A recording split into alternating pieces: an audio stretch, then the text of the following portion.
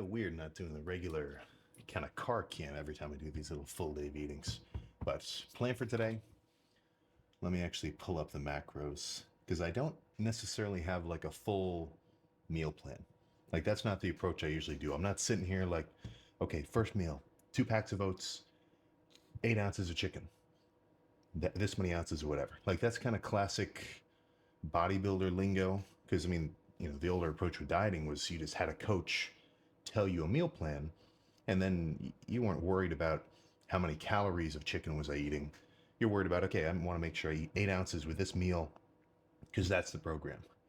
But it's so confined. You're so limited. So that's where there's kind of an in between. Because I like the idea of the flexible dieting. Use eat specific foods at specific times based on like how many calories they do have or whatever else. But there are certain constraints that you still have to follow because, I mean, obviously we would all love go into the cupboard, go into the kitchen, whenever you want, eat whatever you want, still hit your dieting goals. Slam a pint of Ben and Jerry's, you're still burning fat, right? That'd be awesome. I would love it. Not exactly the case. So if I can't eat anything, I have to eat only a certain amount per day. Then what that leads me to believe is I want to make sure that throughout the course of the day, I'm eating at a steady rate and I'm eating foods that are going to make me feel full. If I eat this little bowl of oatmeal and then I felt hungry 30 minutes later, what was the point, right? I just kind of wasted the 60 grams of carbs that are in this because they're not really satiating me. I mean, I've only got, let me pull up the amounts again. I just dropped it a little bit too because I was getting kind of stuck at about 249. So 250 grams of protein, 70 of fat, and 300 of carbs, right? That's my limit. So that's what I'm aiming for the whole day. And I didn't just, look that up. Like that's written, right? I mean, it says it right there, you see. Right? You plug in whatever amounts you want. And any macro tracking app is the same shit. I think that MyFitnessPal gets a little complicated. So I like one of the simpler ones. But so that's what I have to work with. Or actually, I had 250 written there. I got to change it to 300.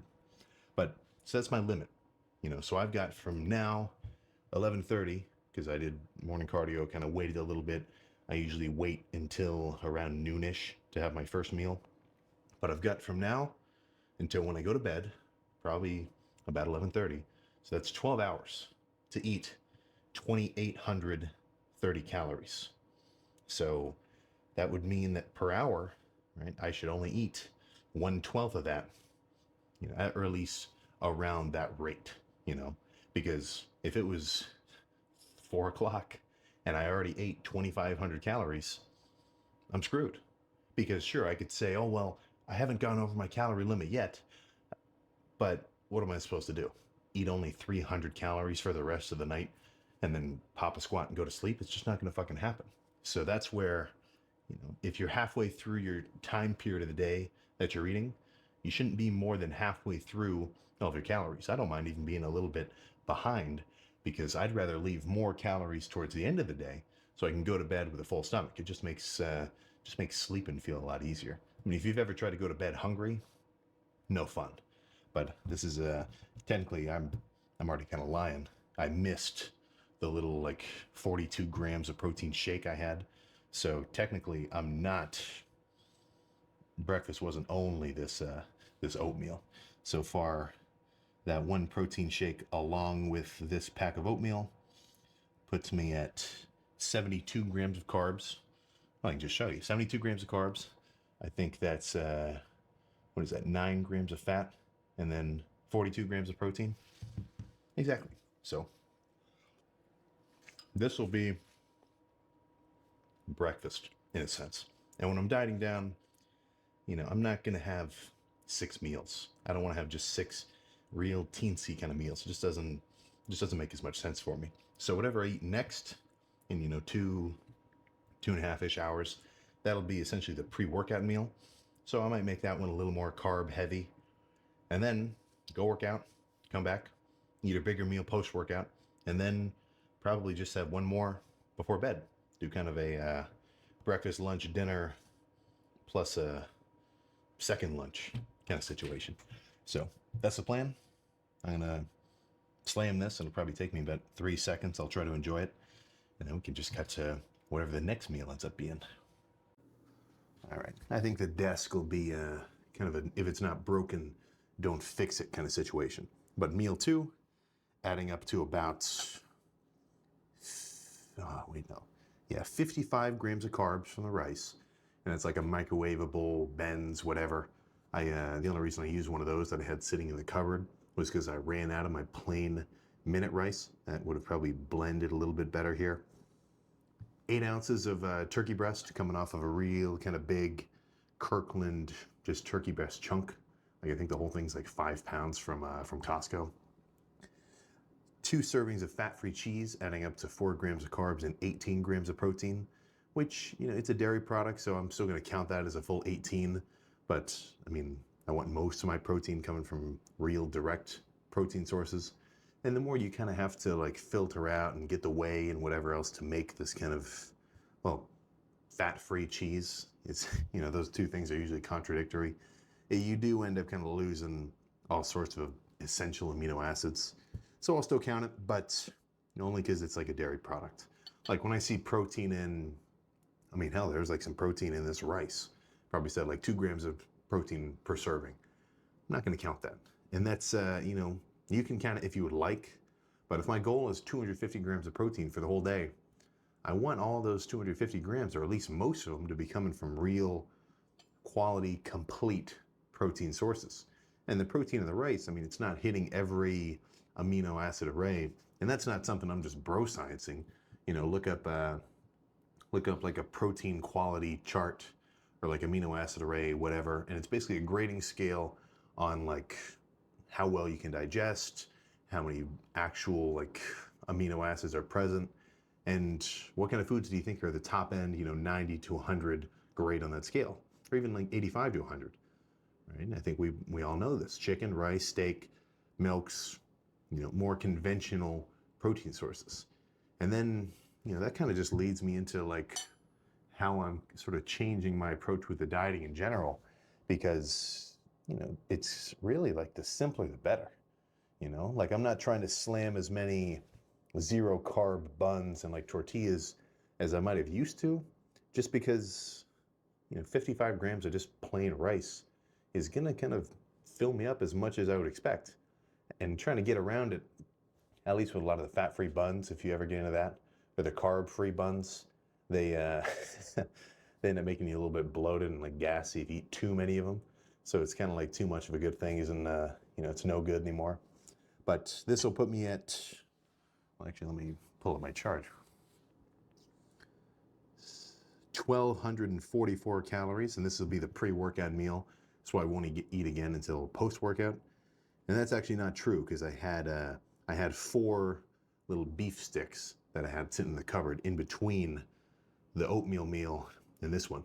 So that's an extra 12 grams of protein, and, or no, an extra 12 grams of fats and 16 grams of protein. So that puts me at these values here, if it'll focus, right?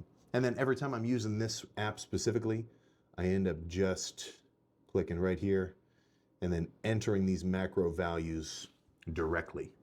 I don't know, that's quicker for me. And for some guys, they like to click on the specific food. Like you could hit rice and then however many grams of the rice that you just had. But I feel like it just ends up being quicker to write those macro values. But that's up to you. And then either way, you're still killing it because you're counting your calories and beating everybody who isn't, at least in terms of actually making your diet more effective, or potentially more effective. I mean, I could count all my calories today and still totally blow over my limit. And then what was the point of counting them in the first place? So it's kind of you got to know what you're doing and do the right thing kind of situation as well. But I'm going to sit here, finish this, and then we can head in the car and head over to do some chest and maybe a touch of shoulders, just a little bit. All right, some time has passed since that pre-workout meal was eaten. Now, I'd say about 45 minutes or not an hour for sure, but there's a good chunk of time spent in a classic living room nap, half playing on my phone, half kind of sleeping on a pillow. But all that's to say is that full meal of about, I think, a cup-ish. Is about 145 grams of that instant rice with the half pound of turkey. That has done me good. Feeling reasonably energized and just kind of, well, I mean, apart from feeling the caffeine from the pre-workout start kicking in, there isn't really like a magic feeling of being well rested and well hydrated. Like, it's not necessarily that you feel incredible. It's more so that you just don't feel bad, right? And that's, I'd say, honestly, more important. You know, just waking up feeling fresh, ready to go to the gym. You feel basically, or you have like sort of a basic sense of just contentness with just, I mean, how you physically feel all over. I really like it. You know, I really think that's kind of fucking important. So if you stayed up too late, you're going to be tired. If you didn't eat enough food, you're going to be hungry. If you didn't drink enough water, odds are you're probably going to have a headache and you're just going to feel just a little bit groggy or all over the place because you're dehydrated. You know, so as long as those three things are in order, which for me so far today, they definitely are, there's no reason why I shouldn't have an awesome chest day. And apart from, well, yeah, I mean, there's really nothing to fucking stop me. So plan is some kind of incline press, maybe Smith machine. I've been telling myself I would do Smith machine the last few, and then I end up doing barbell. So I think I might make today's chest day a Smith starter, and then go from there. Probably cable-based stuff for any kind of squeezing isolation, and I'm really going to be trying to keep my shoulders back. That's one of my fucking most important key points that I'm trying to work on form-wise with chest, is not pressing here, but pulling back. And I do feel more chest that way, right? It is it's a little tricky to actually implement that, especially if you're used to benching like almost a certain way for a while, right? I mean, bad habits can kind of get built up, but that's what I'm fighting against. And it's not like I haven't been having good chest days, but I want to make sure that I have better chest days as I get as I get more developed. And that's kind of how it's supposed to be anyway. If you do something for 3 years, you should be better at it than you were a year ago. The lifting somehow gets it's in its own league when it comes to progress, because even working out at all is already a W. If somebody goes to the gym on the regular, even just 4 times a week, you know, perpetually, that's good, right? That's definitely goal achieving, depending on the guy. But if you want to be on that side of, you know, heavier sets, making real gains, really locking into it in a, you know, bodybuilding, just general lifting, powerlifting, whatever, then you need more than that, right? Gains over time, and as you get more developed, will demand more from your training if you want to keep making them. It's not going to demand as much to just stay whatever level you're at. You know, if you ever played Pokemon Go, which I'm sure we all used to, right? Every time you try to reach a new level, this is anything game-wise, right? I think it's a good analogy to gamify this kind of stuff. But it takes you 10 XP to get to level 2 from level 1. To get to level 2, or to get to level 3, now it's going to take you 15 XP. Okay, it's took a little more work to get to that 225 single instead of the 185, but still pretty easy. You know, I can do this. I can keep this up for a while. You know, I can start repping 225 in a couple months for sure.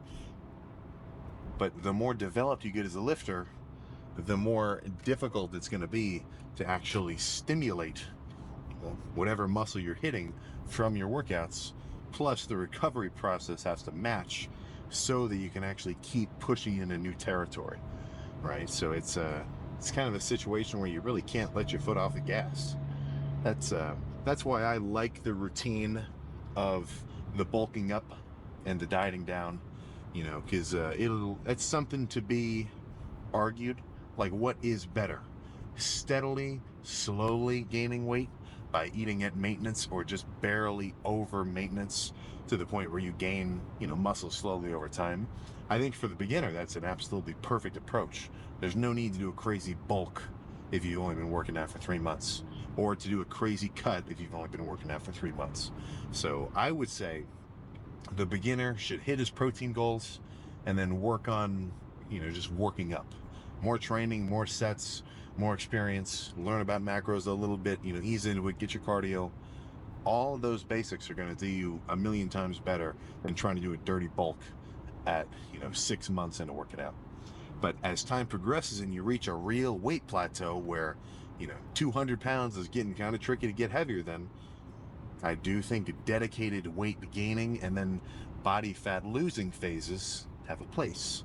So it's also easy for me because then no matter when it is during the year, I've always got a specific goal that I'm aiming towards and working towards on the daily. Main gaining can get a little ambiguous because, it's such a slower process. Now, if you're happy with main gaining results and you're getting main gaining results, keep it up. Don't listen to me. Why would I tell you to stop? What you're doing is working. But, if it's slowed down enough, then you might have to take an extra step and add a little bit of extra complexity. Start tracking your calories, get a food scale in the kitchen, download like a macro tracker app. Even you don't have to look up, you don't have to be that crazy about it. Like just look up a video like how to eat as a bodybuilder, best macros for bulking. There's a million basic framework videos out there where, if you spend an hour or two, start watching a couple of them, you can get the gist.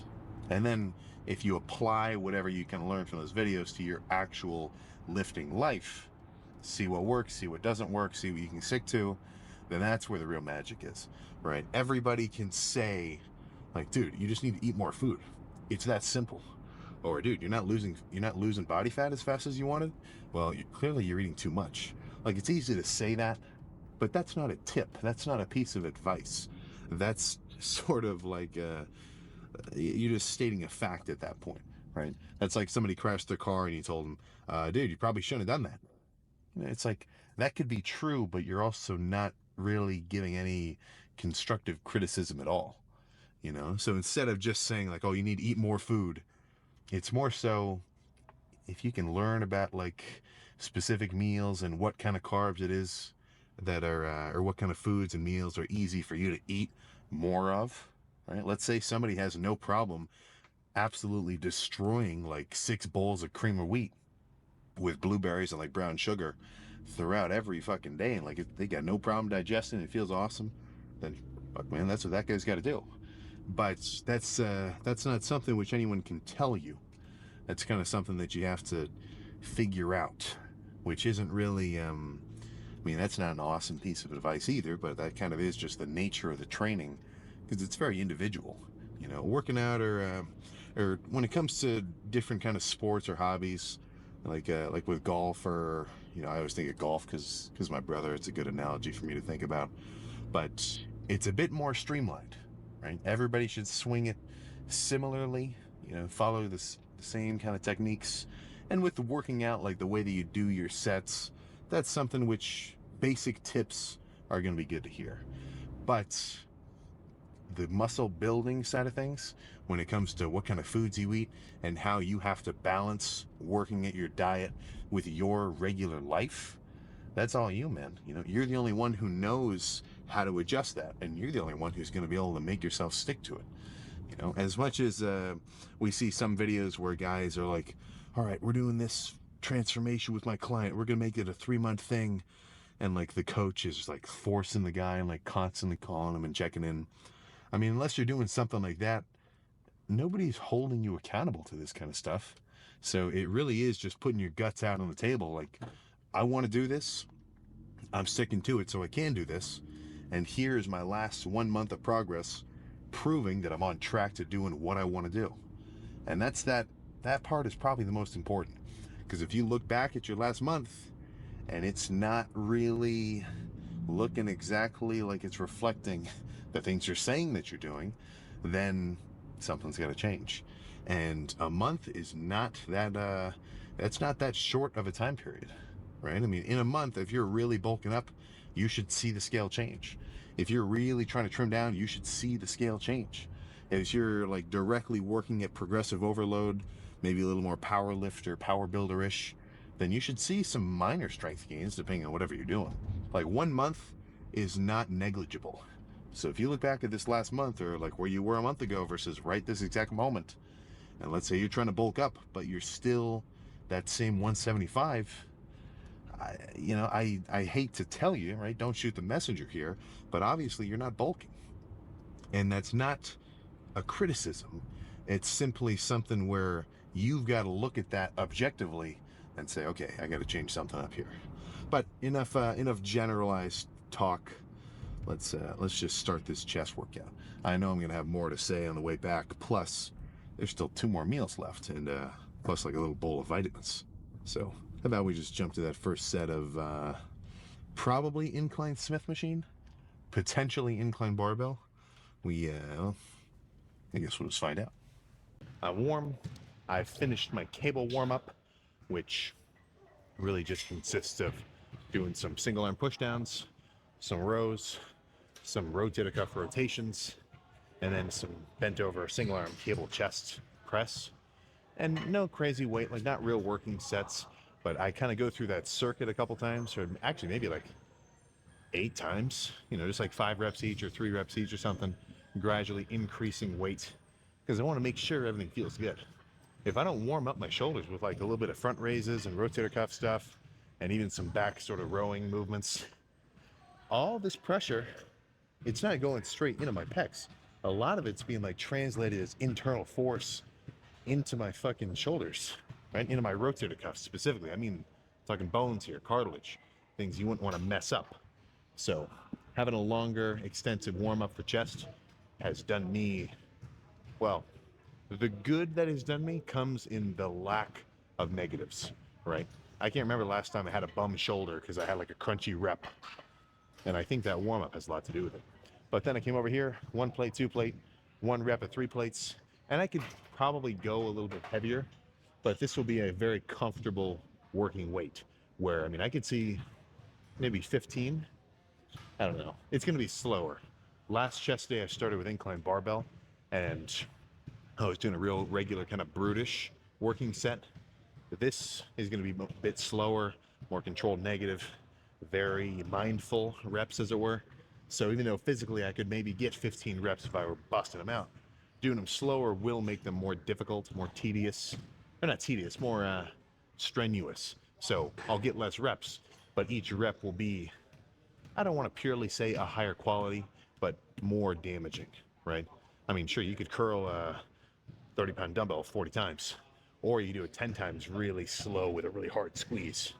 And as long as you went to failure in both ways, I think those are both good sets. So even though this will be a little bit slower, later on, I might do some faster kind of pump-based work. We'll have to see. But let's make this one happen.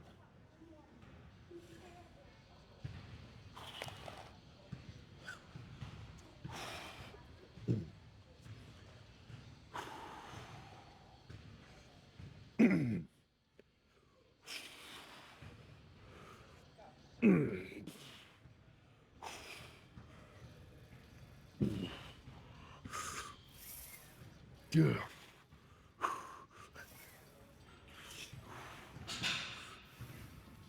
Yeah. Yeah.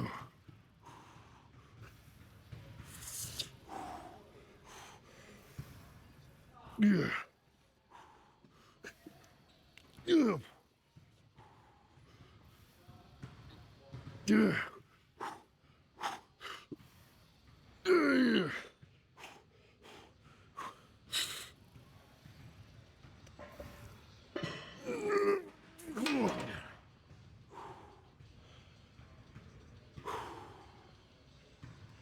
That was good.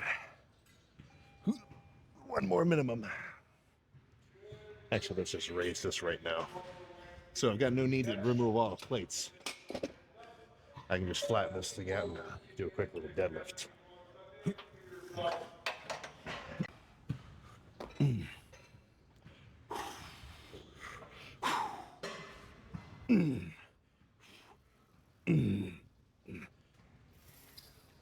Yeah.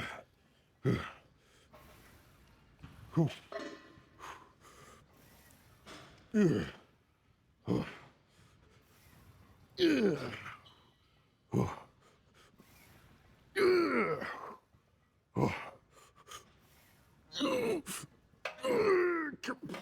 Oh. I'm not done. I make that a little rest pause. So I only got 6. Would not have got another one. But if I take 20 seconds, I'm not. This is only one set, but I'm coming back for a vengeance. This is like a. This set is like 2 rounds. It's still the same fight, but I totally got 4 more.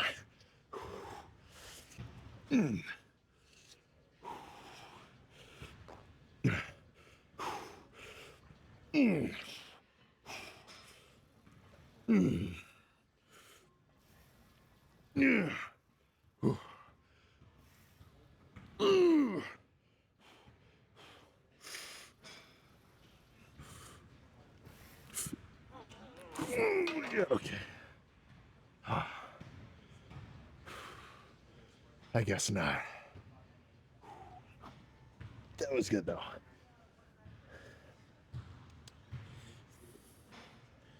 That might be enough. That's probably enough heavy pressing. Let's move on to something else. It's been a while since I've done some converging cable chest press. So this set I'll make a little heavier, but the next one I'm gonna drop the weight by like 20 pounds or so. That's 70 each. 80 is the stack. I don't think going that heavy will do me much good. I'll start using my front delts and stuff. But same approach with the Smith. This is gonna be pretty controlled.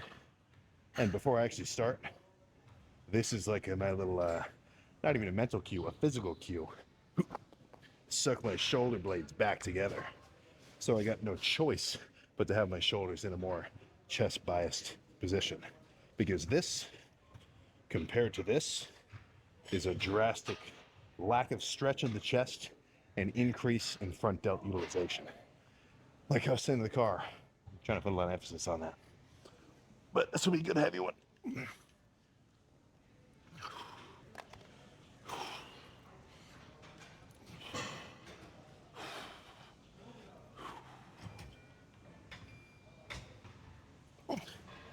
Didn't stick the pin in all the way.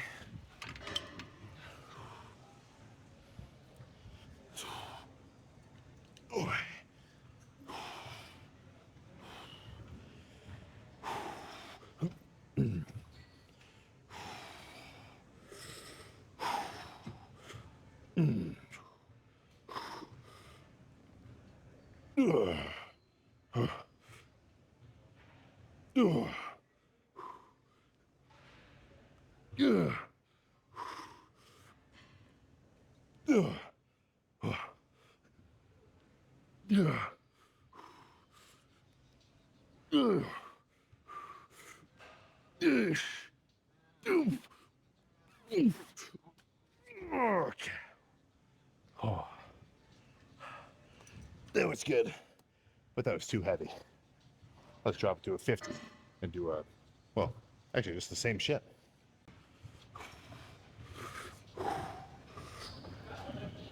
Yeah. Yeah.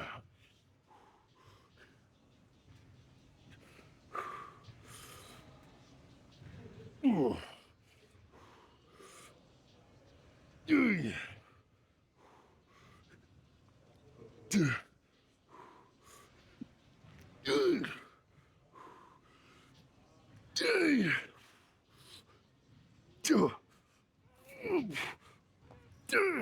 Oh, yeah, okay. Next will be some pump-based flies. But I'm really trying to make sure I squeeze as hard as humanly fucking possible at the top of each of these reps. And in the beginning, when I'm strong, whatever, not that hard. Obviously, if you're on a pec deck, to hold it for a second on rep number 3, not the hardest thing in the world. It gets a bit trickier the weaker you get, because it's almost like you're, I mean, really hitting failure. You're trying to send signals, and those signals aren't being received, because like you're saying push, push, push, but you're just not fucking moving. So I usually see that as a cue for people to say, oh, well, it's getting really hard. I can't really move it. And I'm not trying to like make light of that. Like, it is hard. Like, absolute serious failure. That's not an easy thing to do. So I'm not trying to say like, oh, it's so easy. Why can't you do it? But that is something which is a challenge on a step-by-step basis for your training that you should try to step up to. So it's not necessarily a battle of trying to go the hardest out of everybody in the room. But if you can do a set as hard as you can, and you actually aren't lying to yourself, that's badass. And the more you do that, that level of intensity will rise, right? Because you're going to get used to it. Somebody who can run 3 miles, he's not going to have a problem jumping to 4 miles. Somebody who can only run 1, he's got to take those steps first to get there. So that's half the benefit of coming to the gym as a beginner, is every lift is just more and more experience. And if you haven't lifted for more than like a couple years, each lift can be pretty groundbreaking. You know, I mean, if you only lift twice, that second lift, you just doubled your lifting experience, right? It's like the older you get, your years actually feel like they add up less kind of situation. But no more chatting. You're distracting me. Let me do this shit. All right.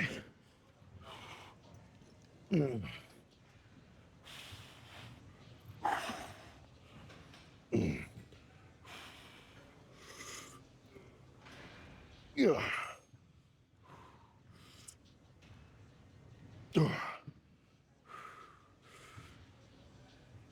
Yeah.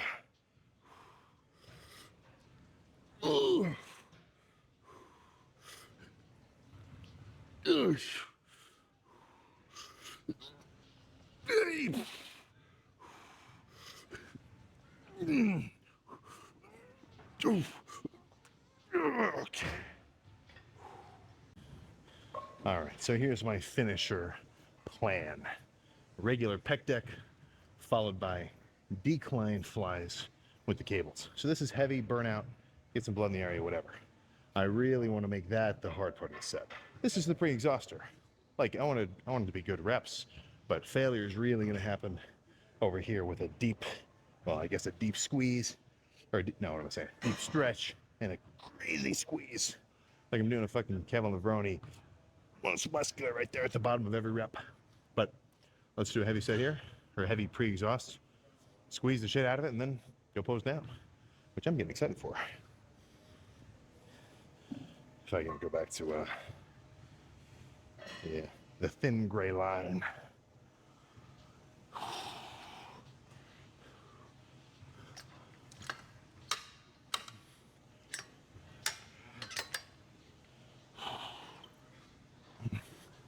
Oh.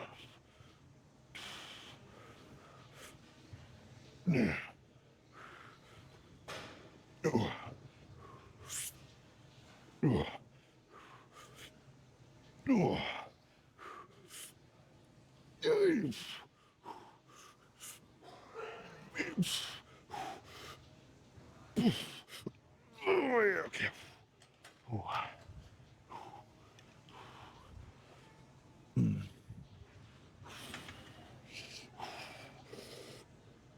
Yeah.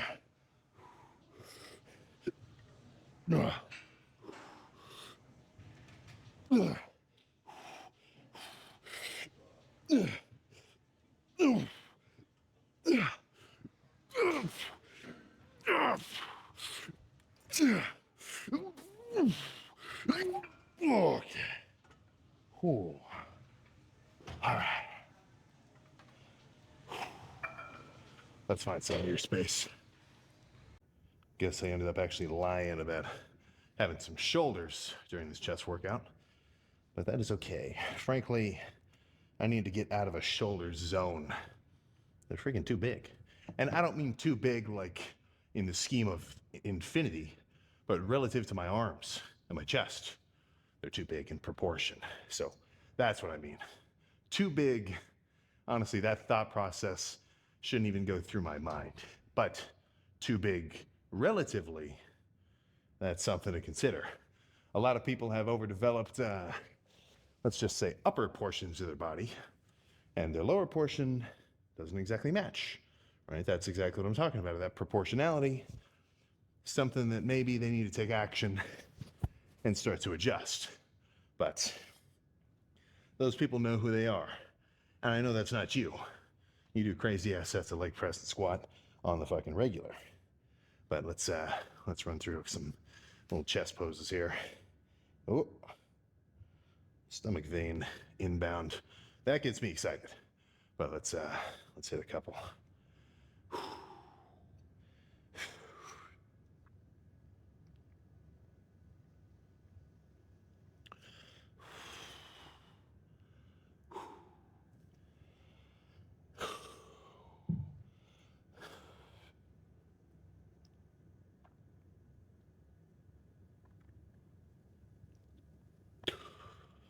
Oh, goodness.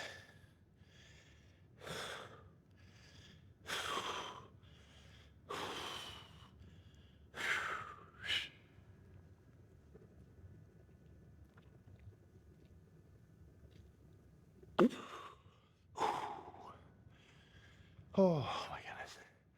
So this is cool. Not even doing a pose, just sitting here with my hands on my hips. I'm already kind of getting a little more of that sort of classic Dorito-ish look, which is not because my upper body is now suddenly beefing up extra.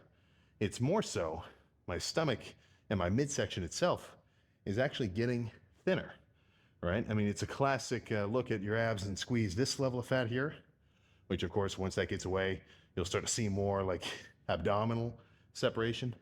But same thing, if not fucking thicker for me on the love handles. Like I got way thicker of a chunk of stuff to grab over here. So as that portion gets leaner and starts to reveal all this kind of fancy pants stuff on the sides, it'll make my shoulders look bigger, right?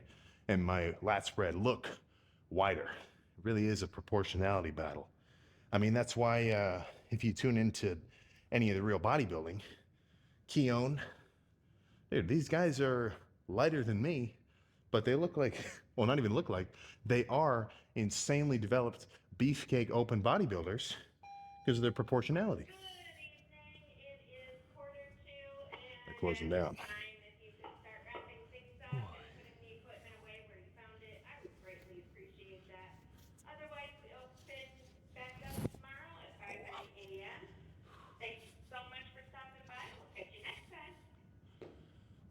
And I did put my stuff away, right?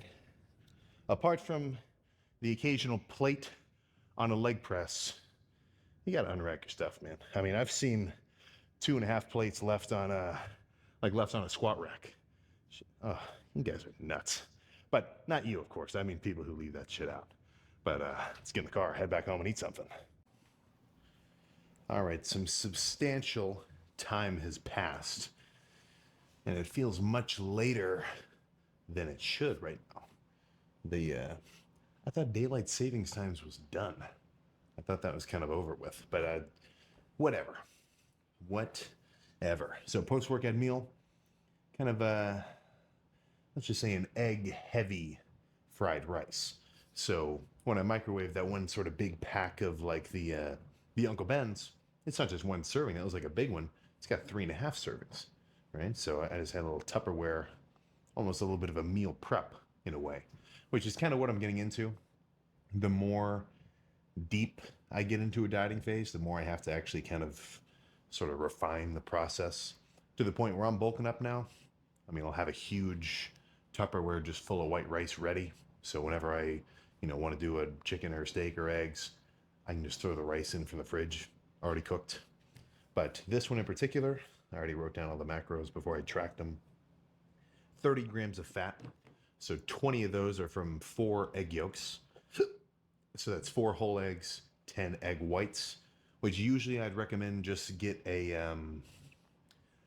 cartoned eggs whites, so you don't have to throw away the yolks. I just ran out, so I just used the whites instead and separated them. You just save yourself a chore. Plus, it's going to be way more cost effective to get the actual whites instead of separating them.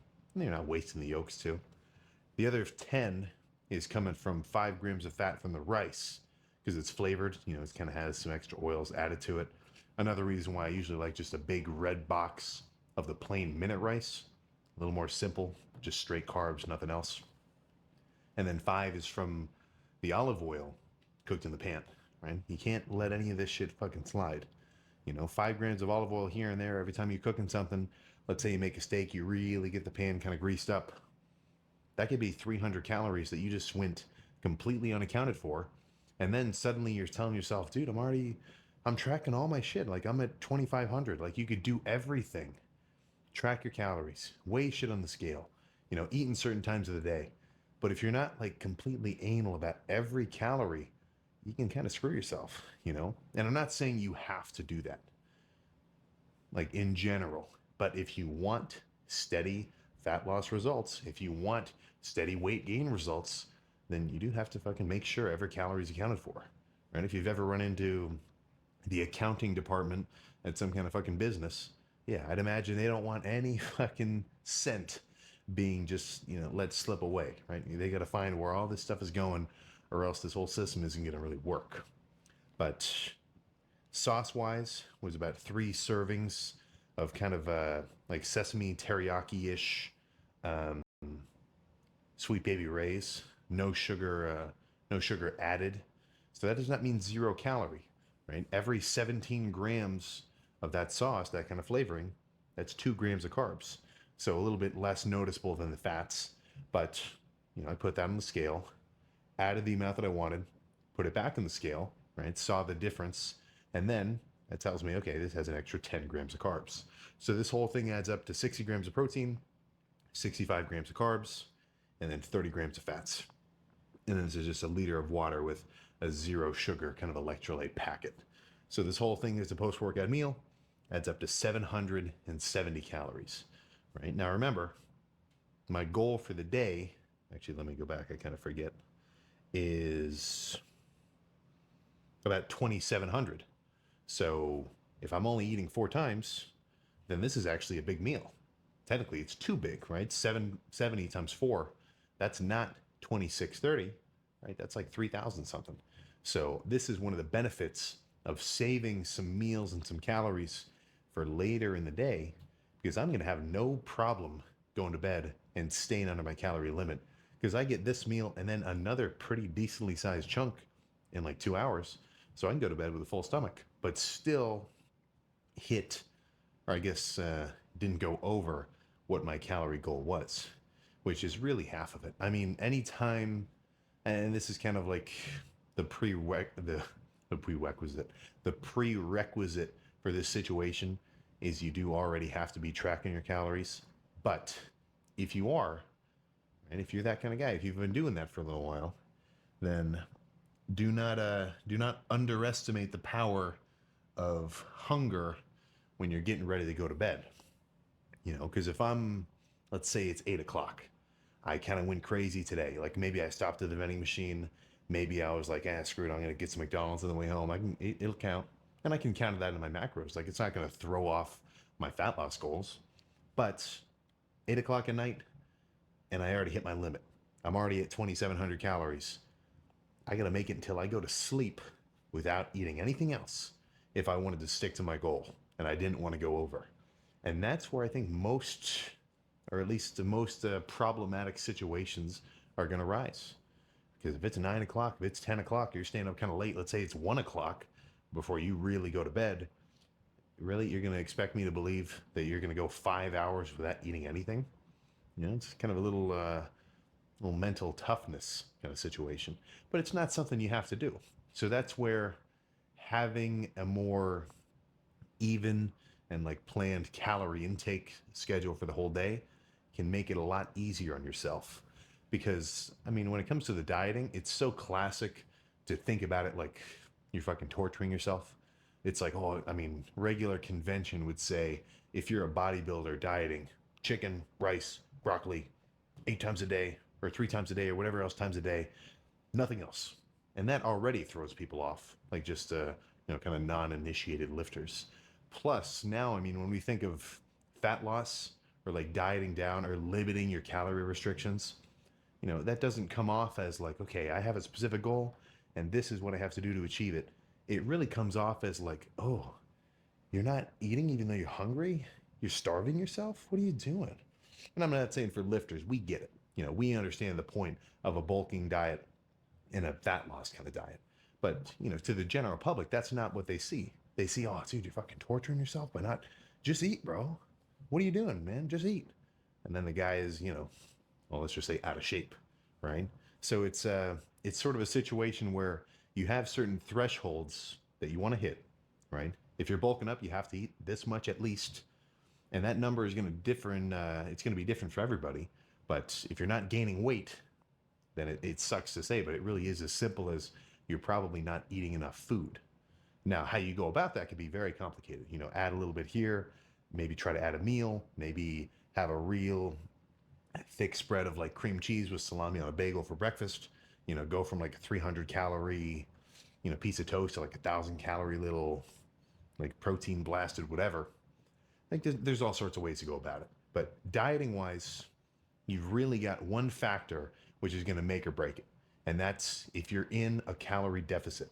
So every day, your body's going to run through 10 gallons of gas, right? Now, this is kind of a car analogy, but I'll explain it. So 10 gallons of gas, right? That's what you're running on. But let's say you're also a hybrid car. So you've got your 10 gallons of gas, but you also have a reserve energy cell right here, right? This is your body fat. So if you're eating a ton of food, that energy cell is fully charged, right? You got your fat on. You just finished a bulk.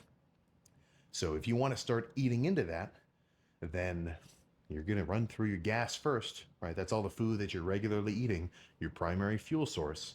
So you have to eat less than those 10 gallons worth. So let's say, food wise, you eat 9 gallons, right? So if you're, well, you get the gist, right? Less energy than you're going to burn throughout the whole day. So your body still needs that extra energy. It's still got to run itself. Where's it going to go? It's got no food. So it's either going to tell your brain, okay, go eat something right now. Or you can tough out that feeling and it's going to say, shit, man, there's no more food around. Let's burn into my internal energy reserves. That's the whole fucking point. So for me to limit myself to these 2,700-ish calories, my body is going to want to burn through, I don't know, maybe 3,000, 3,100 or so for the whole day. So it's going to burn those extra 400 from internal energy stores. And since I'm not full of fucking carbs right now, on like an 800 carb a day kind of bulking diet, where's it going to pull that energy from, right? Fat burning, lipolysis. It's going to gradually suck out some, all the stored oils that are, separating my chest striations from my skin. And it's going to say, let's use some of this for fuel.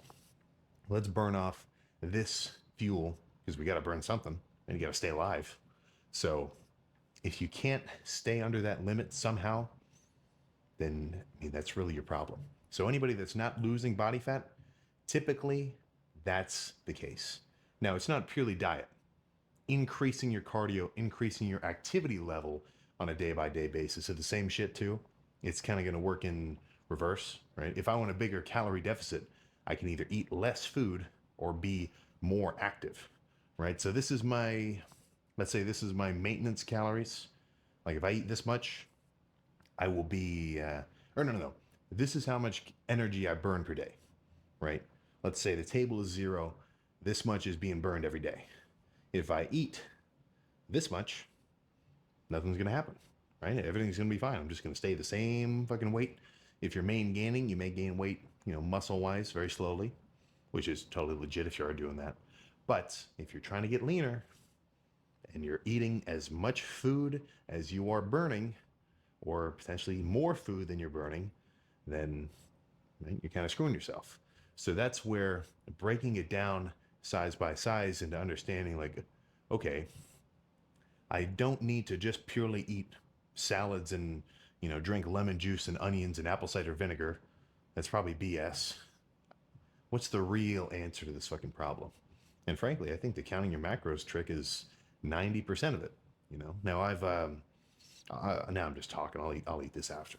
But, I've said like, if I ate 2,700 calories of pure sweets, like let's say I had a protein shake every meal, 3 donuts, or in whatever, right? Classic kind of just junk food. I would still be in a calorie surplus, or in a calorie deficit. But there's a reason why I'm not doing that. It's just not conducive to real gains. That's an extreme situation just to amplify the importance of the calorie deficit, right? That would not fill me up at all. If I eat 2,700 calories of treats, 30 minutes later, after I eat any of them, I'm going to be hungry again because it's just going to throw my blood sugar all over the place. My energy levels are going to be all over the place. It really is easier on your whole system and easier to maintain like a basic dieting plan when you're eating more basic foods like this. That's something that I've only just recently kind of gotten the real understanding of. And with all this stuff, you hear me say macros in every fucking workout video. It's there's a difference between hearing it, kind of getting it, and actually doing it and getting your firsthand kind of experience, right? Anybody could tell you what it's like to drive a race car. They could say, yeah, it's pretty fast, it's pretty loud, it's pretty freaky, whatever. And you could hear that and think, okay, yeah, probably is. I can imagine. But actually being in there, dude, you got to feel fucking crazy. It's a very different level of understanding. So that's why I'm probably not going to stop talking about macro tracking until the last one of these workout videos goes up. I'm talking.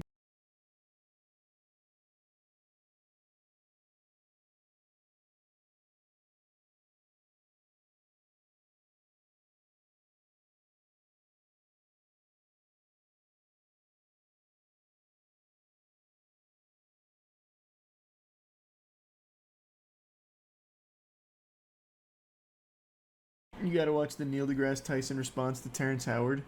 So this is Terrence Howard attempting to reinvent mathematics and physics. A little backstory. Successfully, too, by the way. I took initial interest in Terrence.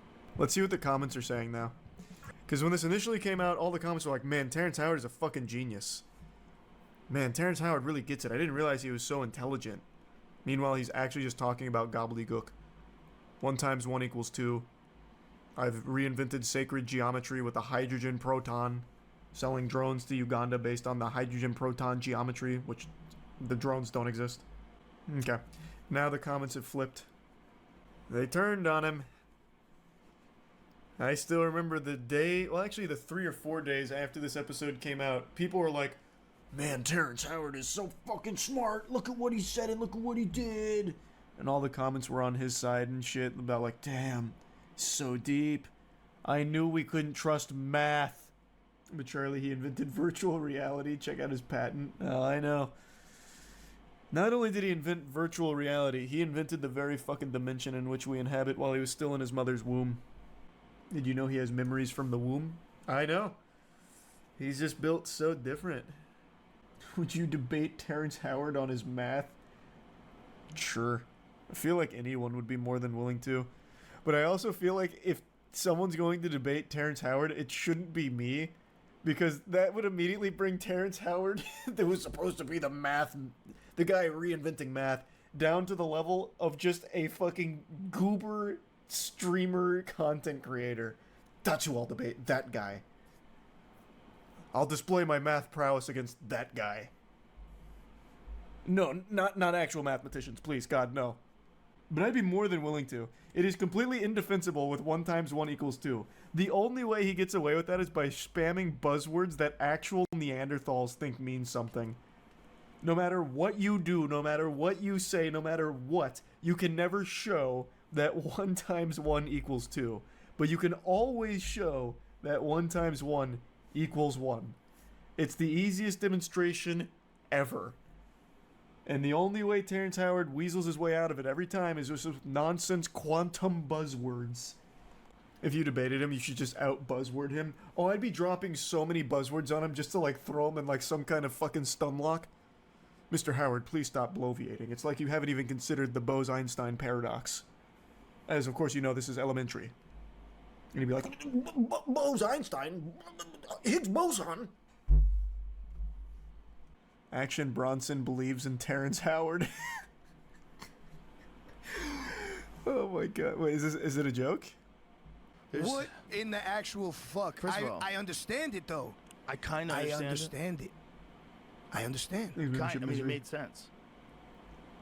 To me, he's making me believe. He's way too smart to just be making everything up.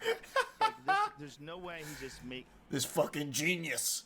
You can't just make up 1 times 1 equals 2. That's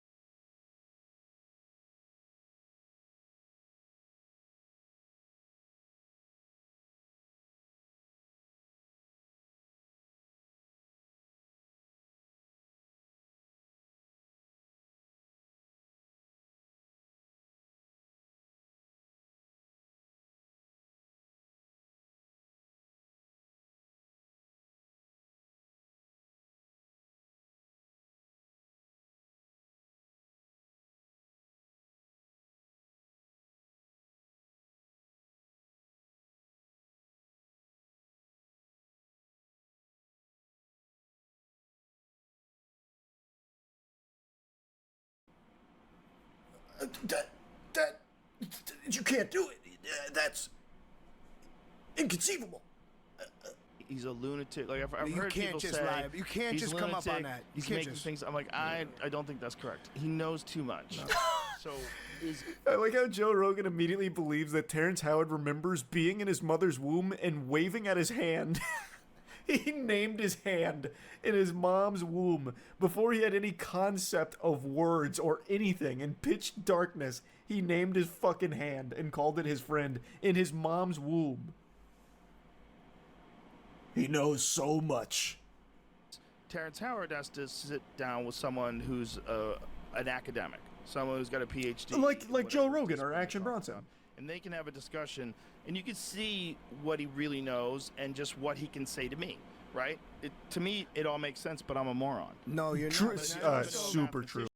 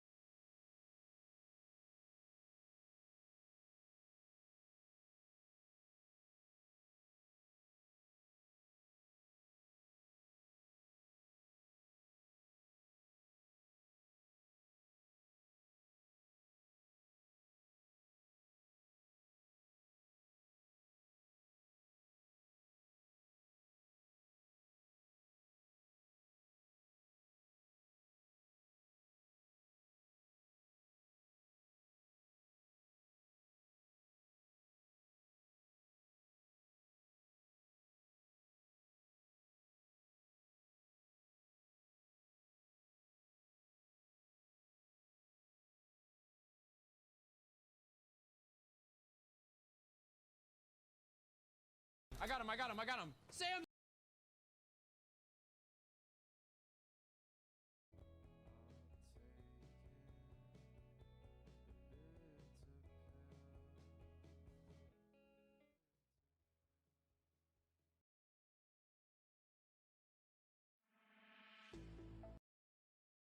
At all.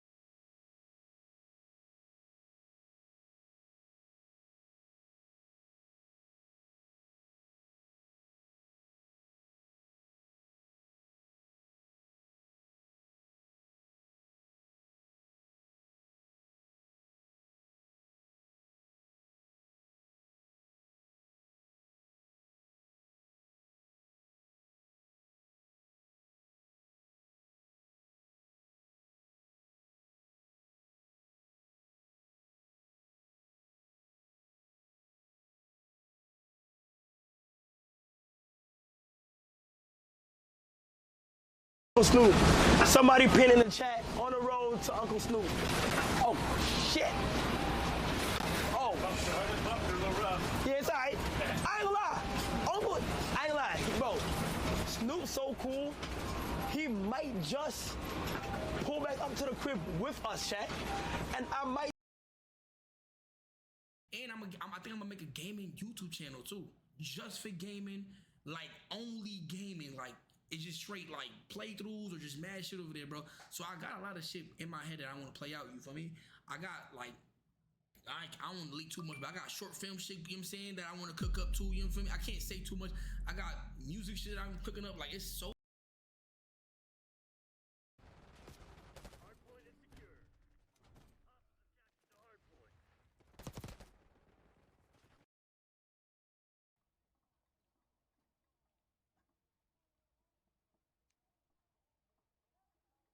I watched that clip again from Nightcrow when he riposted the Warlord and killed the Barbarian. Oh yeah. Clean. So clean. It was one of the best clips. I think that one and the Harpy boost. Yeah, might I thought be Harpy top Boost was two. going to win for sure. I was like, this is the best clip of the tournament. And then, surprise. Also, you getting one shot was pretty good. I'm sad the clip from his POV though, it looks like I die from the splash. It does. That's why when I was watching it from Nick, I was really glad you were on a delay so we could actually get both POVs every time. Yeah. We had Glocktain's POV when you killed him, and then we had your POV when he killed him. Nice stagger throws, by the way, when he was on the ladder. Clean.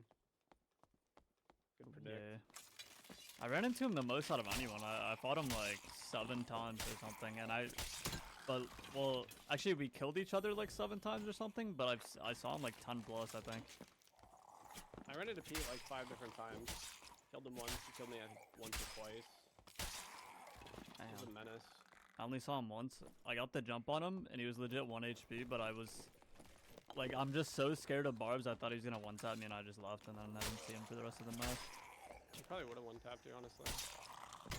Yeah, I trolled it like really bad. He was 1 HP, and I missed 2 crossbow shots and a throwing knife at like close range, Here, kinda. take this rip here. Oh, W.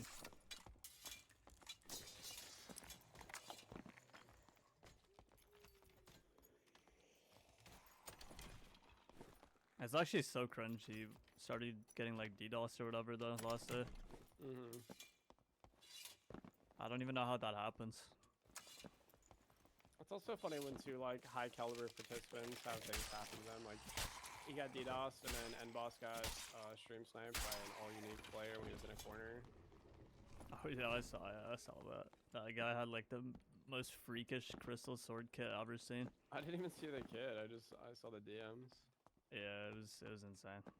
It's funny, after you killed me too, I fought another rogue that had like the best in slot legendaries I'd seen all tournament. I had like 135 max. He almost one-shot me with a throwing knife. Like all Grim Smiles, all true damage, all power, like 3 power on everything. Hit me one throwing knife, and I went to 40%. I was like, alright. I wonder, like, I might have killed that guy because there was a rogue that I killed, like, kind of towards the end. That, like, I grabbed his kit and it was, like, really insane. Was it a cat? It was the orange cat, the Twitch cat. I think it might have been. I don't know. He was wearing cloth pants. That's what I remember. I don't know, because that's, like, the only thing that would, like, stick out to me about him. And he hit me hand crossbow, and I almost got one-tapped, and then I, like, healed the full, and then he hit me throwing knife, and I went to 40. I was like, there's no fucking way I can beat this fight.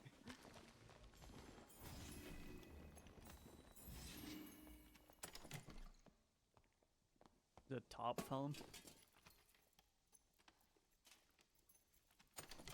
Alright, we're sort of in business. This guy just dropped, okay, that's you. Alright, steps. He just dropped 3 pieces of plate, including a Lego. Oh, wait. Oh, shit. Yeah. Wait, look at this. This is actually... Wait, this is insane. Damn. 4 for 4, baby. What? I didn't even know you could, like, get that from that. I didn't know either. Remember when Worm had shit loot for so long? Oh, yeah. You kill him, you get, like, wardweed and like, gray dashing boots. Yeah. Thank God for patch 68. You're so back. What are you thinking about? Let me get some nuclear repos takes for next wipe, content-wise. Like what I want, or I don't even. I guess what you expect, but then also what you want. Well, I'm expecting sorcerer in the water map, whatever. We still don't know what the water map means, like necessarily, like, cause someone said that, I think it was like Odin or something, that he was expecting there to be like pirates or something. So I don't know if the water map is actually just like a coast side port or something, or like I don't even. Yeah, I'm laced. Grand. I'll bet. I liked, like, if you push M, I like the idea of the entire right and left side of the map being like a cave, like cliffs, excuse me, and then having like if you push M, right, and you're picturing the 5x5, like the left and right sides are both like cliffs with like waves crashing against them, and then throughout mid is a bunch of half submerged ships. So you have to go in and out of the water to like loot the ships and like find treasure, and then inside the cliffs are like cave systems where you'd have to like drop into like pools of water to, like, you know, you fight like underwater mobs, you go get like a gold chest, you come back up, and then there's like an underground system because they want to do Dark Elves as one of their upcoming races. So I'm imagining like an underground passage between the cliffs underneath the water where it's like a whole fucking cave ecosystem, like a subterranean, like Terraria almost. Yeah. And that would be amazing. Like a multi-layered map with a bunch of atmospheres and biomes. They could go crazy with it. They could definitely. A lot. Oh, but that's pretty much all I'm expecting is like the map and the class. But I'm hoping we get some new weapons and some like love for some like old classes, because a lot of classes haven't gotten a new weapon in like a year now. It feels like, or maybe like even since the start of the year. Like, I kind of want to get, maybe not 15, and again, it adversely affects duos and trios, but I want to get like maybe like 7 or 8 more health on every class, and then I want them to stop balancing. Just go more, just get more, dude. Just more shit. Well, I really wish they would talk about talent trees more, because we all thought we were getting those, and then they completely like scrapped it for multi-class, and then multi-class got scrapped, and now they haven't said anything about talent trees. Yeah, I'm over that. That sounds like balancing as well. I don't want that. I want more skills, more perks, more weapons, more maps, more classes, more unique monsters. Especially more unique monster modifiers. Like, I want to see these fuckers teleporting, and like when I hit it, like a bunch of lightning comes out or fire or some shit. Did you ever play Diablo or PoE? Yeah, we played both. I want some of those. Just some like crazy enchants where like they're once hasted at like 165% move speed mobs. I don't know. Get some little sub-boss monsters zooming around. Yeah, I definitely agree. The mobs are just so boring at this point. I mean, the unique mobs are a good start. At least it's something exciting once in a while, but something like more common maybe, like actually, like something like PoE would be really nice, because you have one pack of mobs that's just default, and then you have like another that, you know, has rare modifiers. Yep. And it just scales. Get some packs, and then they can drop better loot. And like I'm talking a lot of modifiers like toughness, berserk, you know, hasted, better loot, whatever it's called. You know, greedy. There's a whole bunch of shit. Well, this map specifically has also made me just start to hate like the mobs in this game, and like how bland they are, and how like on this map you just ignore everything and you just like run up to people and then hope they aggro onto them and just slowly walk at them, and like it's just so boring. Yeah, I heard yesterday your commentary in the tournament when you were like, why are there so many, like after you killed that guy, you're like, why are there so many mobs here? Like, what is this density? I had like 8 slimes on you and like 3 archers. Yeah, I feel like you shouldn't be able to just ignore everything. Like, I don't know. You don't even have to be like rogue with double jump or druid. It seems like every class can just run by and then just pull everything behind them. On this map, the entire outside of the map is just fully skipped. Which part of me likes it though, because like, kind of like what you were saying with the mobs. Yo, like, Mount once you get Everett, good thanks at for the 3 months, bro. Appreciate like, that. for a lot of us, PvP is it. Like, PvP is the thing. And so if you slow down PvP too much, but I don't know. Here, take these. Check these gloves right here. I don't know. I just got some chilling. I come from like my last big fully competitive PvP game was Albion Online, and you would do a lot of like 15-minute maps to get one PvP fight, and like they could choose to leave, so you might not even get a fight. So I don't know, like they can slow it down and have PvP still be meaningful, and like plus if we get an actual arena season where you climb ranks and you get rewards, then like your main PvP could always be arena, and then this is more of like, you know, the mystery dungeon crawler side. I don't know. Oh yeah, I also hope at this point that they don't do arena leaderboard this wipe, because it's everything already got like nuked kinda, and all the gear and stuff. But I hope next wipe we have some kind of arena like leaderboard. Especially if we knew we were gonna get it at the start, so like every week everyone's trying to get minted bis. Yeah. I also hope that at the start of next wipe they slow loot down again. They cut the faucet. So I liked this wipe's arena progression where like everyone had cobalt, and then everyone had well, you know, everyone had copperlight, and then cobalt, and then ruby silver, and like gear wasn't that common. But like if gear stays the same next wipe, then like within week 1 or 2 everybody would be in legos already. Now it's like really common. I don't know, every time I do norms I get like 2 to 3 legos, and you know, sometimes a unique. So I like the sort of slow climb of the gear. Like the first 3 weeks of wipe are really good. Maybe even the first 4 weeks. Yeah, that's true. I think we were talking about that on my stream a couple times. Like I was saying, a lot of people disagree, but I feel like loot actually should just scale up as the wipe goes on. Because what happens is like the first 2 or to 4 weeks everyone loots, but then it just becomes not worth even like looting anything. You just only PvP. Yep. But if the loot just kept getting better, then you know, maybe it would still be worth to actually play the game. At least now it's worth looting monsters, because I haven't looted monsters in like a year after the first week or 2, and now I'm like, well, it could have a Legio. Might as well take a peep. Yeah, I would never loot mobs until that patch. Even still, I kind of just skip them most of the time, unless I'm in like loot mode. Here, take this. Maybe yours is a bit whatever, maybe yours is a bit rusty. I put a new one on. Damn. Hold that. Oh, also if we get the water map, we probably get fishing. Oh shit. Oh wait, I also want, bro, where is our social hub? Where is this shit at? And where's where's my target dummy? We get that because that's Terrence. Need that. That's coming. I think that definitely would be like next wipe.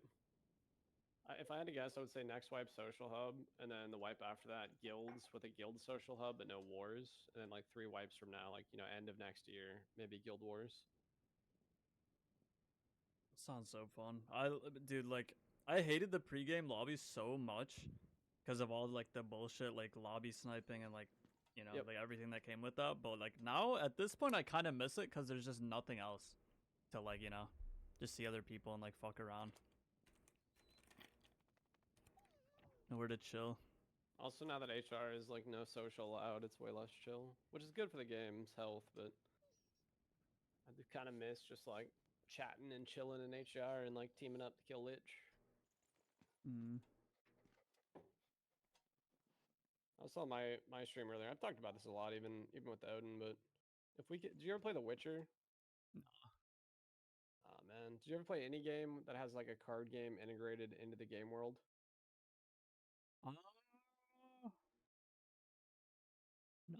Not really.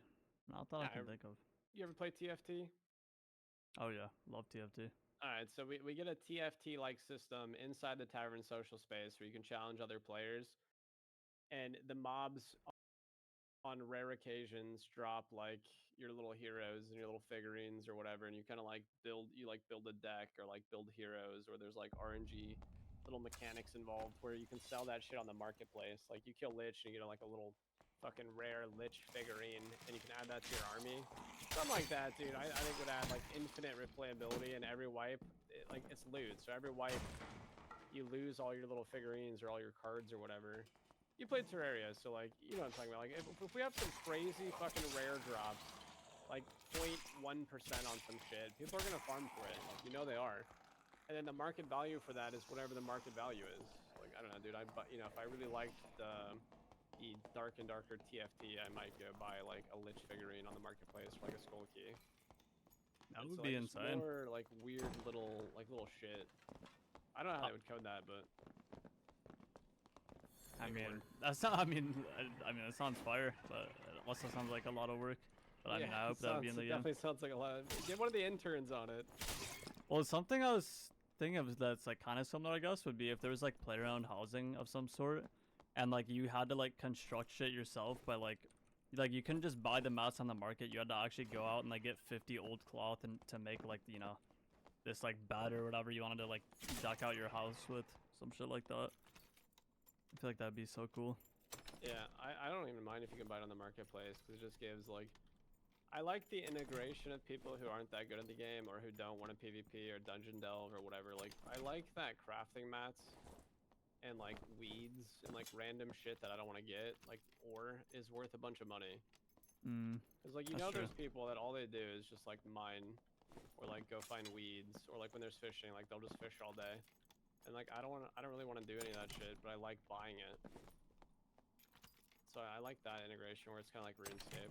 You've got your people who just sell lobsters outside the PvP zone. I'm about to be a fisherman. About to be catching salmon all fucking day on the docks. As long as you can get like a treasure chest once in a while and you open it up and it's got RNG shit inside, I'm down to fish.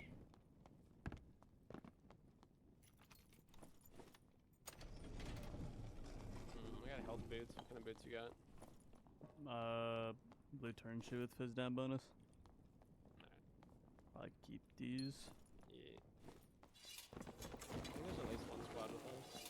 Yeah, I think like I don't know. My biggest problem I've had with this game for the longest time is like the potential is just infinite, but it feels like so much effort is like just around like balancing items or like really small like class balance changes that just go in circles over and over. Yep. I mean that's like regardless of how I felt about patch like 68 through 69.2, we can say that the balance changes that fucked with the core aspect of the gameplay was like possibly an entire week of sort of wasted dev time and like thought processes. And like it's gonna take that in early access to get where the game wants to be, so you can't like blame it too much. But like I don't know. That's why I don't really want to fuck with balancing anymore. Yeah, I'm down to just leave it where it's at. Pretty good. Yeah, like give us a little bit more health, and then call it a day, and then just content pump. I mean, it's also been unfortunate that like there's always this lawsuit. Like you can't blame everything on the lawsuit, right? But like it's just always a factor, and it's I don't know. True. I have like a bunch of shit you might want. Nice finds. Necklace is pretty good on the floor. Yeah, these pants are interesting. 37 armor.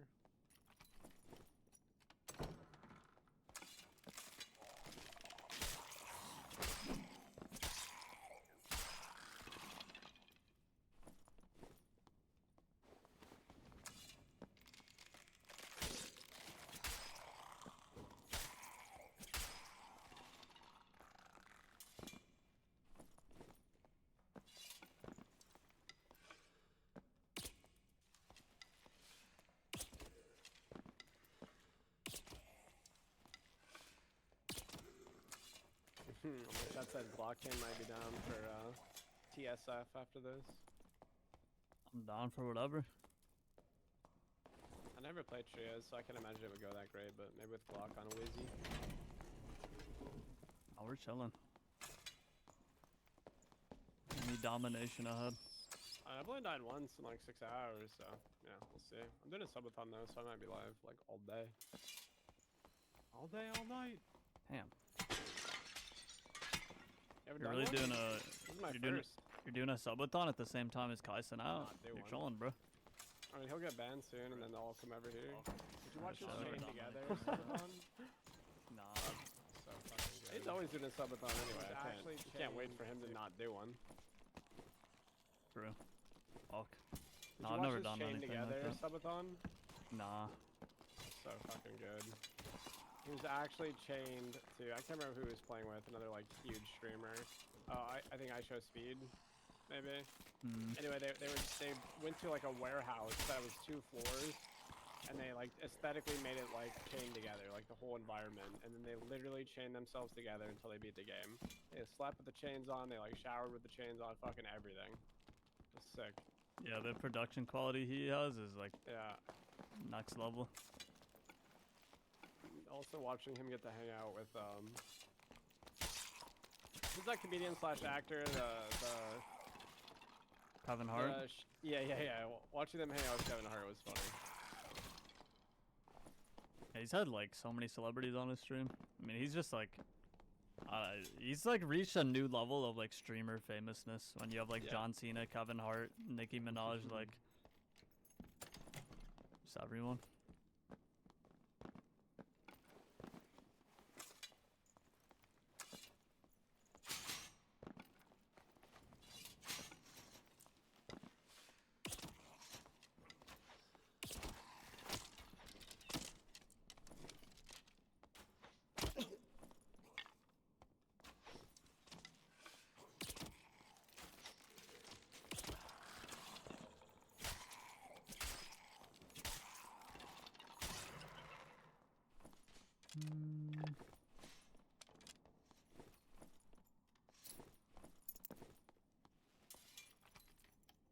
Walmart Vincent. Vincent's so cracked on Ranger, my god. He's insane. I got some Elkwoods for you. Ground. He was in my chat like a couple nights ago, and I was about to get off, and I'm like, bro, throw me one of your kits. Let me play some Vincent Ranger. So I put on all his perks, had his kit on, died first game to a rogue. Minus like 40k. Do you have Chase on? Yeah, I did. I just trolled the fight. Like, I just Hollywood. pulled my spear out and just like ran at him. You have backstab? I did. I just trolled so bad. It was horrible. Yeah, that was funny when they were talking about yesterday when Pete got Frostlight, and one of my viewers was like, yeah, but the dude who had it, no, it was Nick. It was Nick in the commentary. Was like, it was kind of sus. The Frostlight dude that Pete killed played like a bot, some like the worst gameplay I've ever seen. I was like, bro, I've lost artifacts to fucking NPCs without a player within a module of me. So like sometimes that shit just happens. Yeah, it's. I saw that. I think what people thought was like super troll is it looked like the dude tried to punch him, but it was one of those things where he's trying to like throw his axes, and I think he ran out and then he like punched on accident. Like I didn't think it was that crazy. Of like I didn't like think it was, I don't know, some kind of donation or whatever. Yeah. I don't even feel like Pete has viewers like that anyway. Just evil people. Nah, like people that would just like roll up and like let them kill him or let him kill them for gear. I think that's kind of evil in a way. I mean, I wouldn't want people to like do that in my lobbies. Yeah. True. Cause like it felt like I had a lobby where there was like legit. There was a pickpocket rogue that was just sitting down. I like pulled the torch out, he's just sitting down, and I ended up not even killing him. It was just too odd. But then I ran across the map and there's another dude that's just full naked somehow in high roller, and I was like, okay, like what is happening in this lobby? I had a great interaction last night, right at the edge of the tournament when I like basically gave up and I went over to play Druid. And I walked up behind a dude looting a chest in my first normals game, like level 1. I just stood right behind him, and then he slowly turned around and looked at me and just saw me like on top of him point blank, and he just took all of his gear off, all his armor, all his consumables, and then sat on the ground. Damn. You hear that? Damn. Southwest 225, we got a flute. Oh shit, hold up. I'll put some mobs. Yeah, this is cleared. Be under.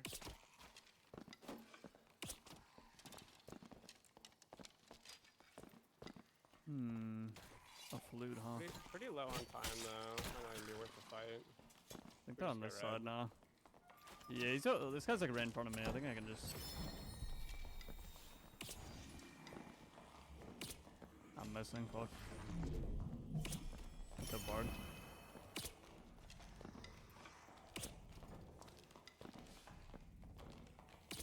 No, bro, I'm trolling. Alright, get that done.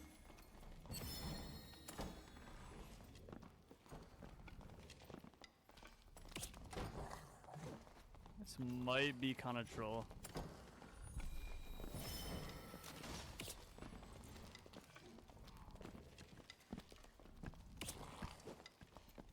like that they split though. That's interesting.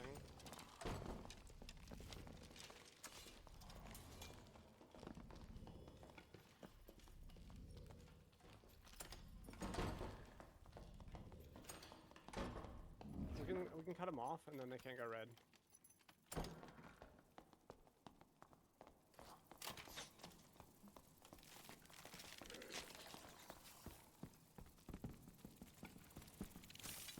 Yeah, here. The door. These mobs are gonna be like kind of troll though. I'm just coming TV right now.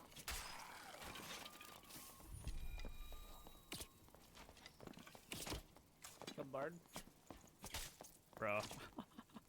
Okay, I trolled. He took red. Nice. Solo. No, bro. You loot this guy? Not really. Took jewelry and some pots.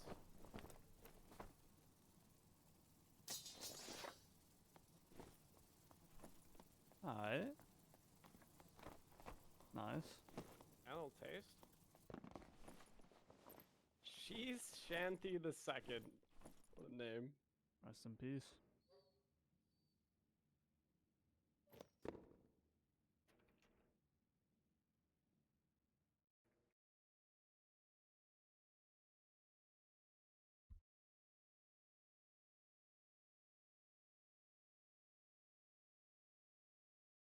We're just gonna have this split forever.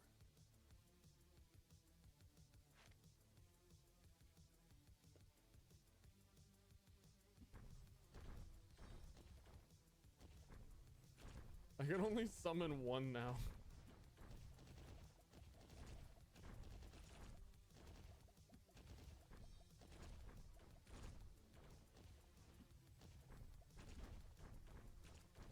And then we're waiting for mana. Doesn't even look like it's splitting more. Like barely.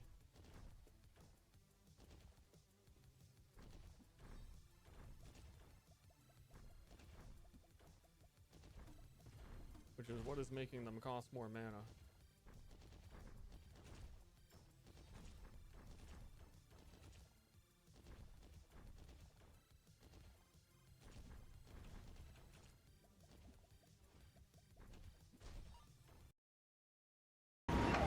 Hold on. Hold on, let me screenshot this on.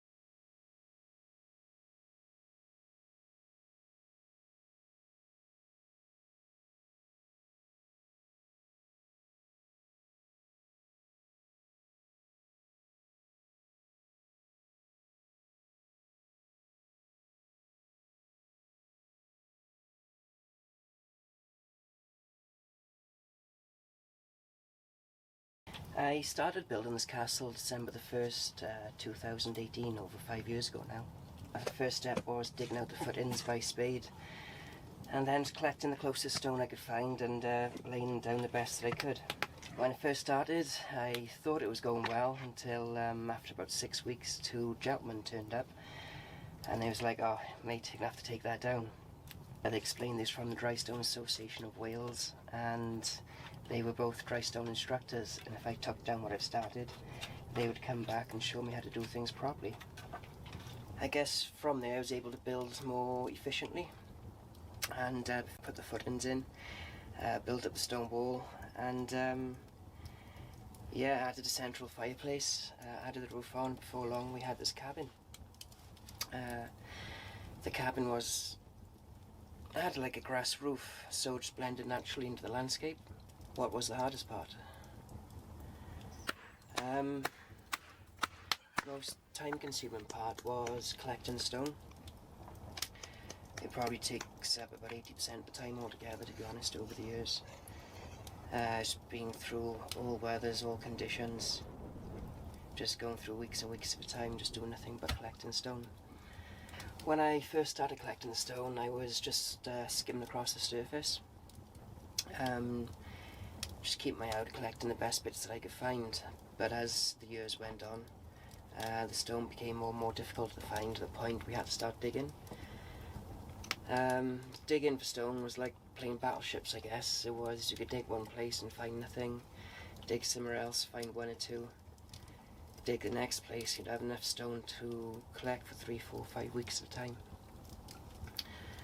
time. So yeah, it's definitely, collecting stone has been the most time consuming. But in terms of the most physically challenging, it's been the trees, the logs.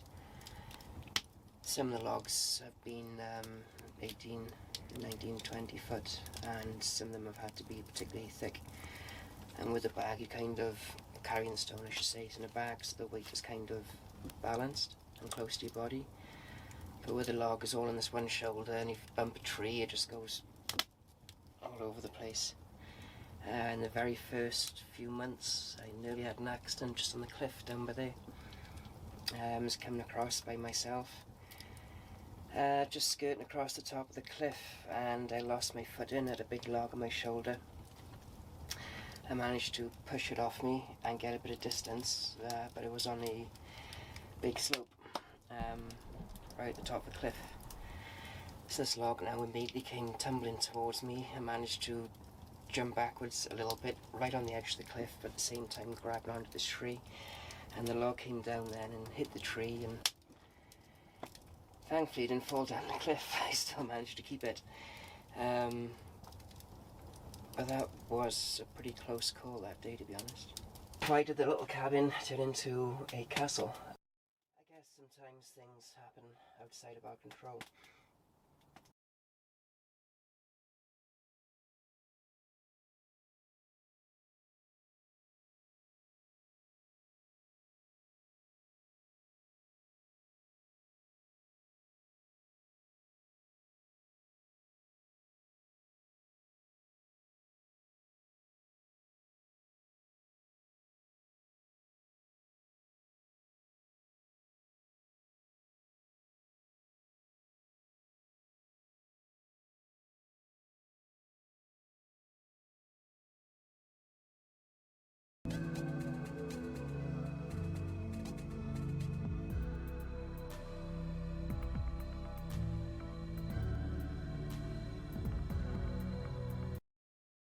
Too big. Is this why I even have a cam? I've been doing Cam Andy recently. You notice that? This is the most I've ever used Facecam in the 10, 12 years I've been doing this. I just don't do this.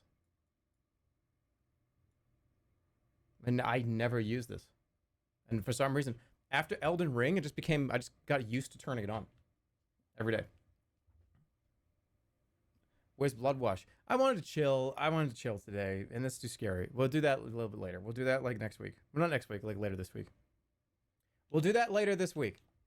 I have it downloaded. I have it ready to go. I didn't want to just be screaming. My head kind of hurts. Wah. All right, campaign. I need to do the driver's training course because I have no idea what the hell I'm doing. So bear with me. Senseless destruction? All right, driver training. This game takes like 5,000 horsepower to run, right? Hopefully my computer's going to handle it. I can use the controller for this, right?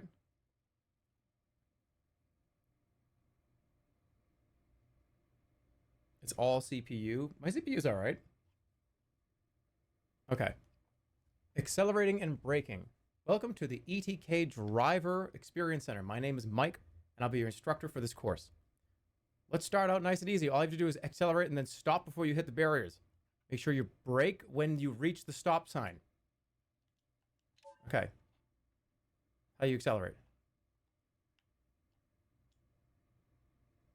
Currently using arcade gearbox behavior. What the fuck does that mean? Is it X? Orbit. How do I do it? I thought it's not right trigger or left trigger? Press Q. Realistic behavior. Arcade behavior. How do you drive? Up? How do I drive? What happened?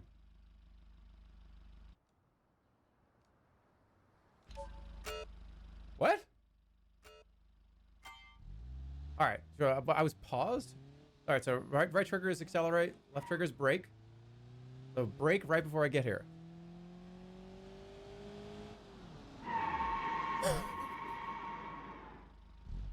Did I do it? What? How did I fail? That doesn't make any sense. What?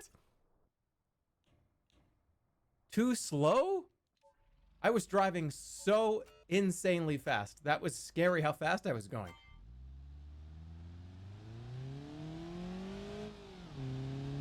No, we didn't want you to. We wanted you to go over 60.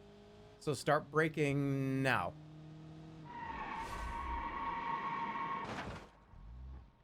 What the fuck? I don't get it. I don't get it.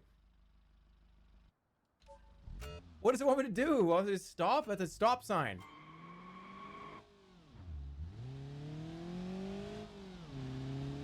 Wait, do you want me to stop like at the stop sign? Like here? That's where the stop sign is. What do you want me to do?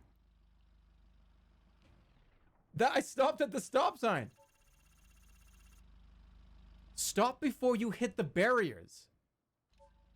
I did that the first time. I actually did that the first time. Stop in the zone. I literally just did that. I just did that. I just did that.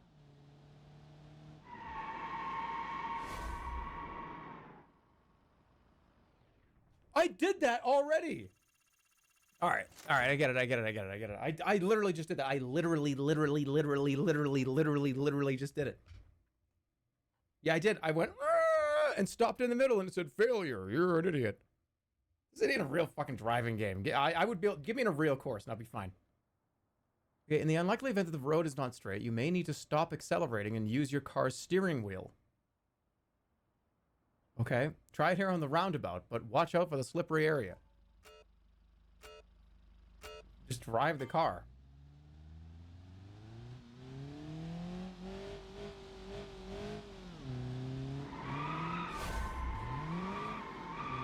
Imagine this is part of the fucking driving test.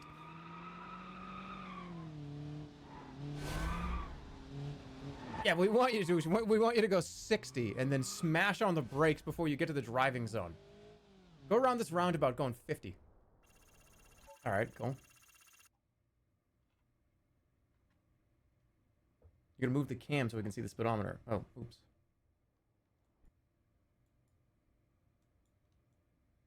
Is it good up here? All right, so you've mastered the art of turning left. Can you navigate a narrow road? Try to find the proper speed for those tight corners. 2, 1, go! I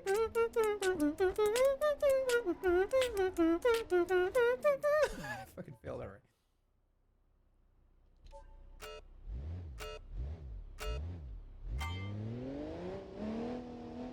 Time limit doesn't matter. I'm not being timed.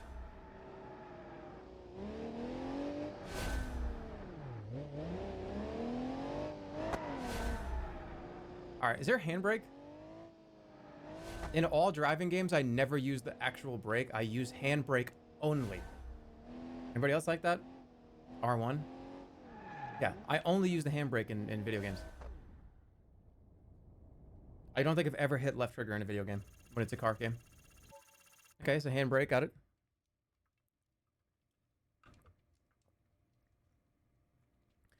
How much was the glove? You'd like to know. Changing lanes at highway speeds require a gentle hand on the steering wheel. Do you have what it takes to control an 80s supercar?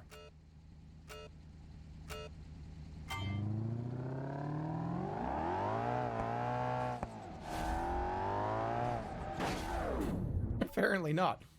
What the fuck was that? Why is it covered in, like, grease?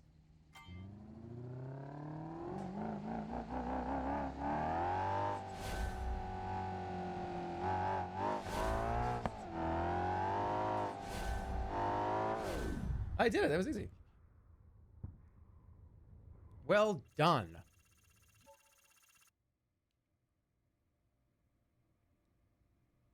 Who made the glove?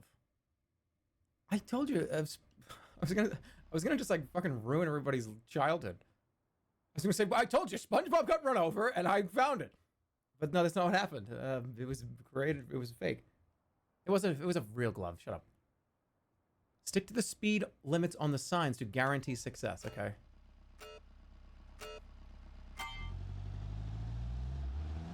$25 miles per hour.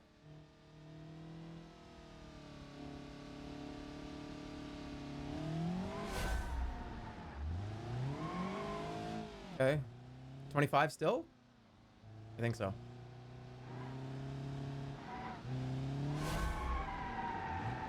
It's alright. I didn't fail it. I didn't fail it. I didn't even get bumped. I'm fine.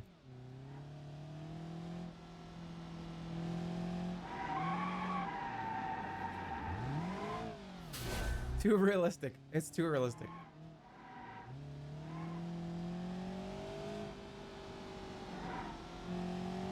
Why would I be doing this in this car, by the way? This is Dad's cigarette car. I mean, this is the car that just smells like cigarettes. This is the Dad's cigarette car. How did I fail it? What did I do wrong? Is there a time limit? What happened? What happened?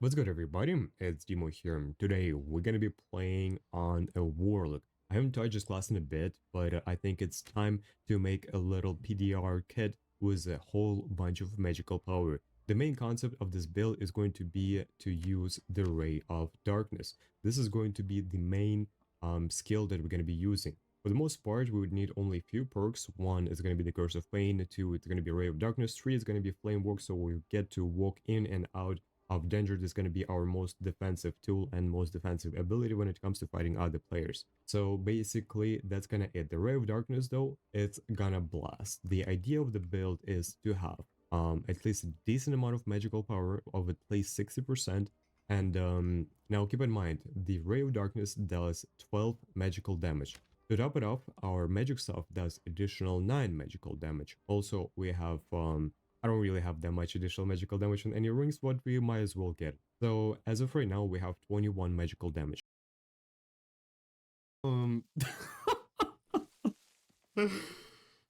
Oh, I'm dying inside, guys. I have a Phantomize. I forgot to equip perks.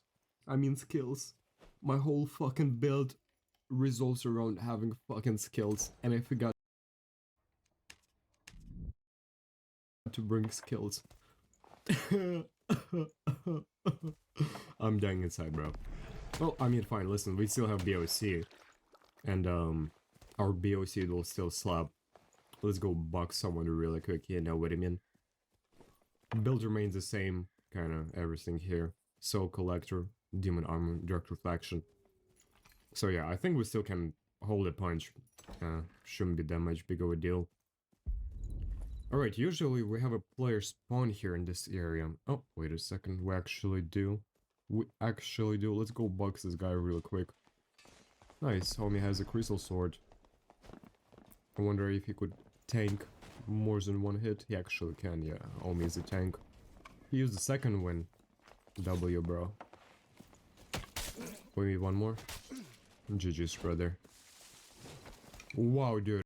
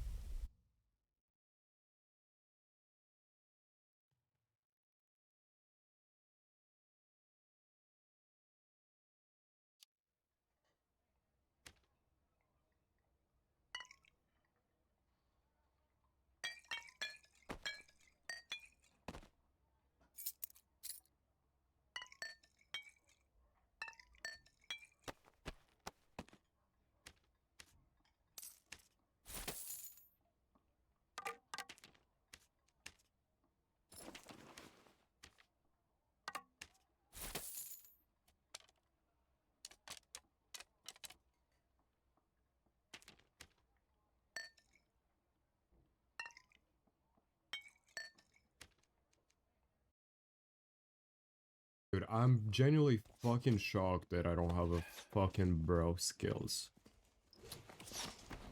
It's okay though. We gotta box this guy now.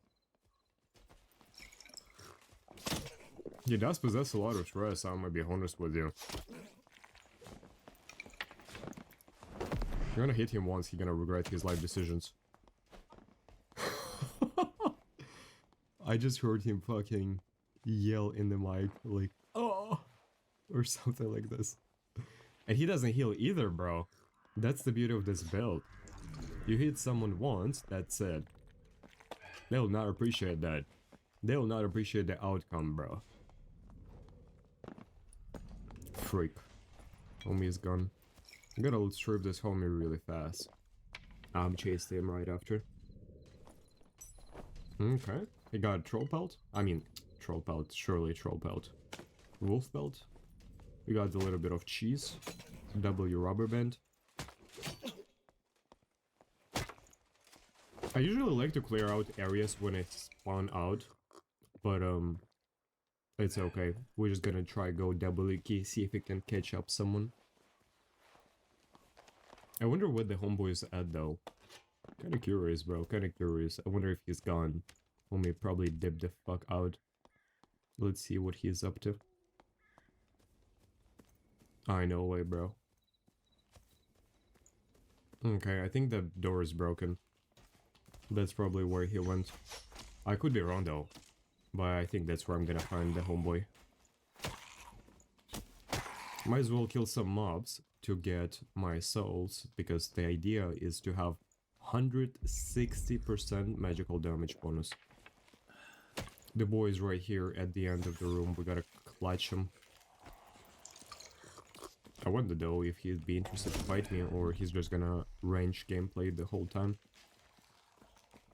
I would understand if he do, that would be probably the smart decision on his end, because if I hit him once, he's gonna fucking change his religion. His life decisions, for sure, bro.